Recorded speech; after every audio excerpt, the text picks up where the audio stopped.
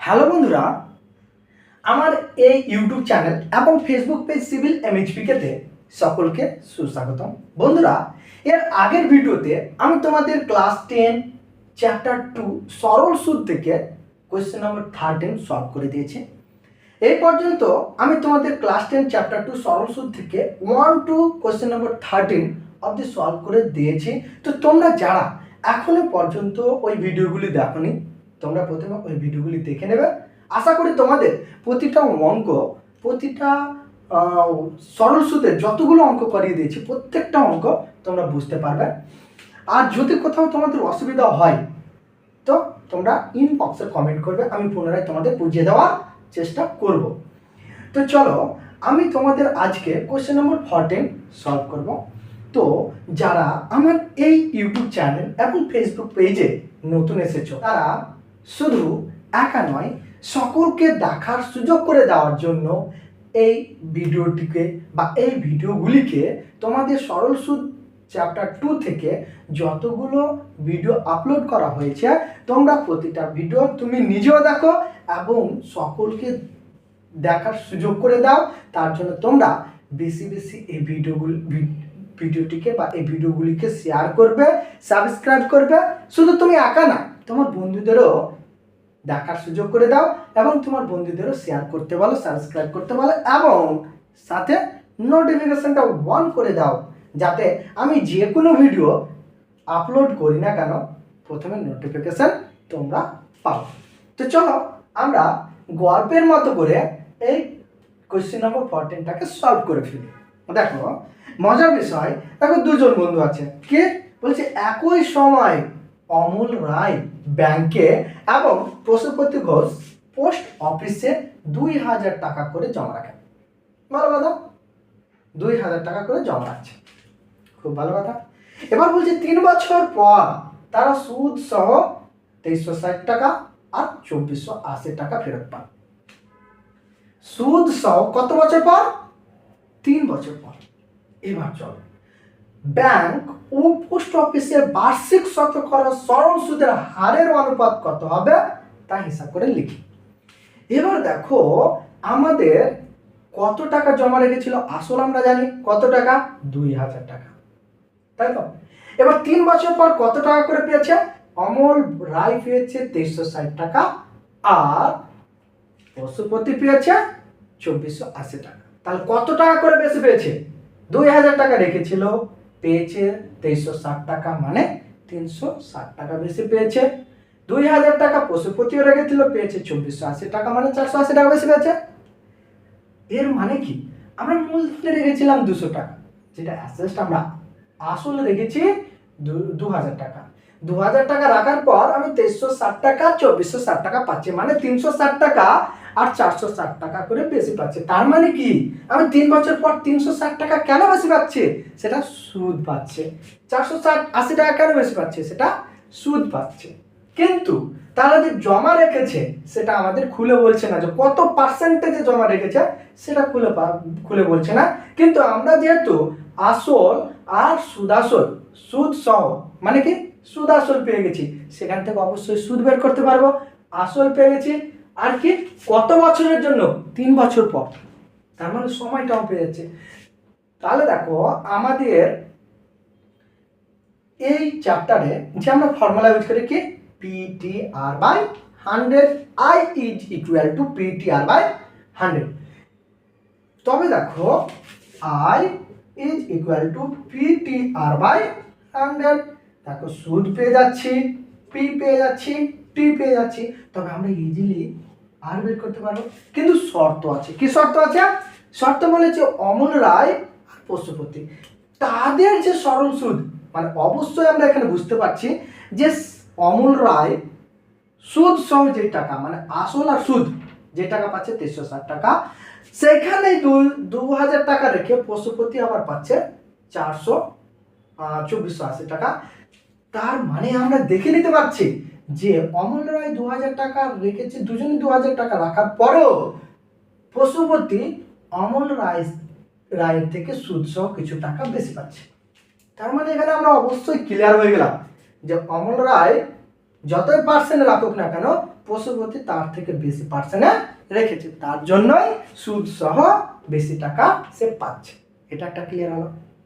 এবার এখান থেকে আমরা অমল রায় কত পার্সেন্টে রেখেছিল, পশুপতি কত পার্সেন্টে রেখেছিল, পার্সেন্টেজটা বের করবা, তাদের অনুপাত বের করবা, তো আমাদের এই কোশ্চেনের আনসার বেরিয়ে যাবে। এবার চলো চলো করে ফেলি। ফার্স্ট করি অমল রায়ের ক্ষেত্রে।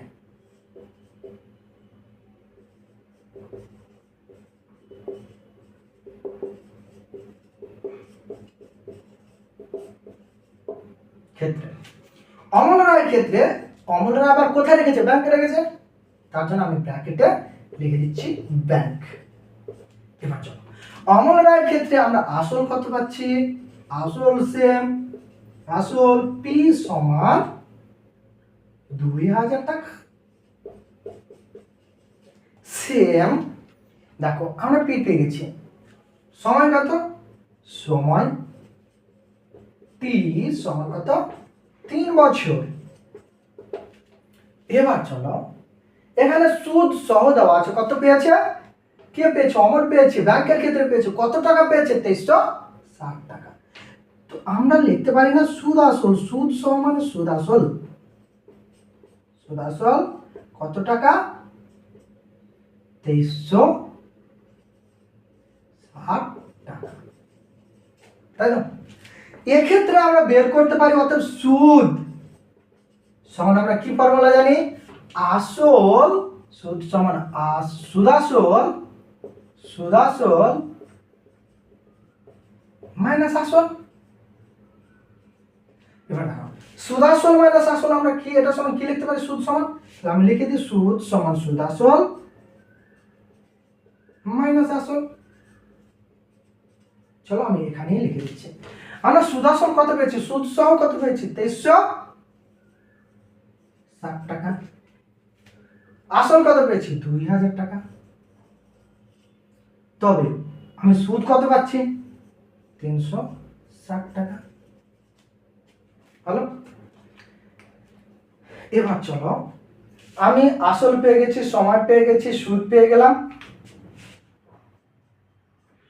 এবার চলো একটু আমি মিটিয়ে দিচ্ছি, তোমরা নিচে লিখবে।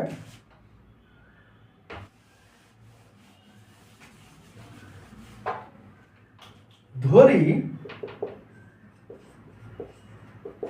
সুদের হার আর সমান 8%।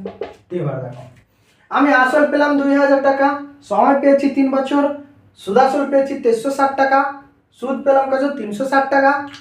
তবে আমরা জানি কি, আমরা জানি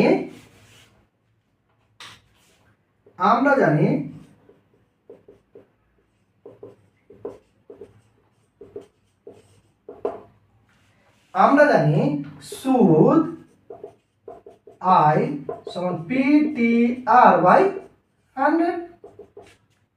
আই কত 360, পি কত 2000 টাকা, টি কত 3 বছর, আর আমরা বের করব বাই 100। এবার চলো আমি কর্ণা কর্ণে গুণ করে নিচ্ছি। দেখো 360 এখানে যদি কর্ণা কর্ণে গুণ করার আগে কেটে নাও ভালো হবে, 0 0 কেটে দিলাম, 0 0 কেটে দিলাম। তবে আমার পড়ে আছে কি, দেখো 360 ইজ ইকুয়াল টু 20 ইন্টু 3 মানে 60 আর তাই তো। অতএব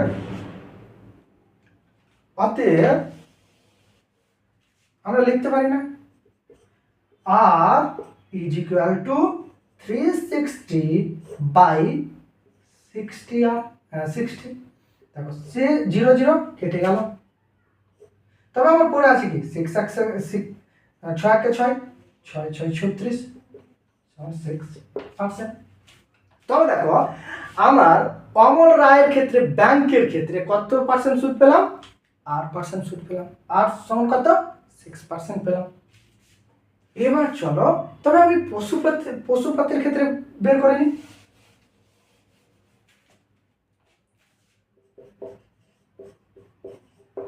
পশুপতির ক্ষেত্রে এবার দেখো পশুপতি আবার কোথা থেকে নিয়েছে, পশুপতি নিয়েছে পোস্ট অফিস থেকে।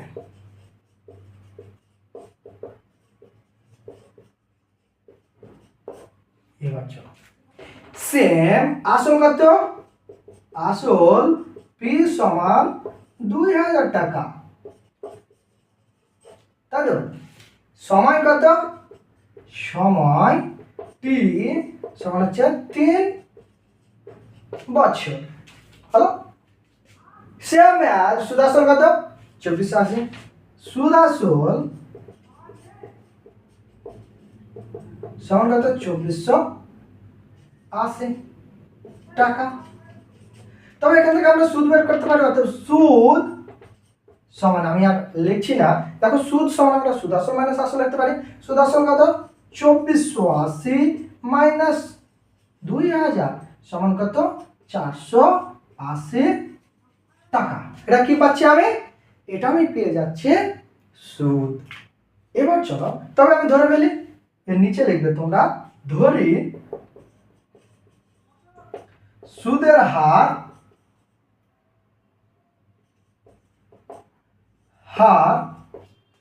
সমান কত, আর সমান 8%, আমরা ধরেছি। চলো তবে আমরা কি জানি, এখানে আমরা জানি দিয়ে কি লিখতে পারি, পিটিআর বাই 100। অতএব আমরা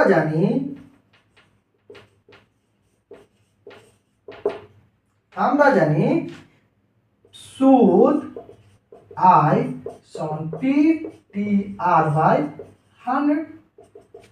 সুদ কত, 480, পি কত, 2000 টাকা,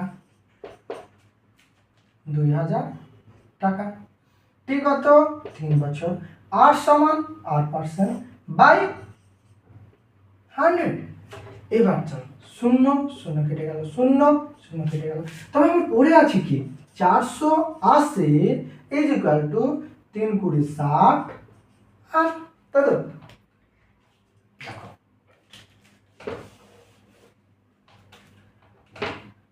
অতএব আর সমান আমরা লিখতে পারি না, 480 বাই 60, শূন্য শূন্য কাটলো, 6 একে 6, 6 8 48 সমান কত, 8%। এবার চলো পোস্ট অফিসের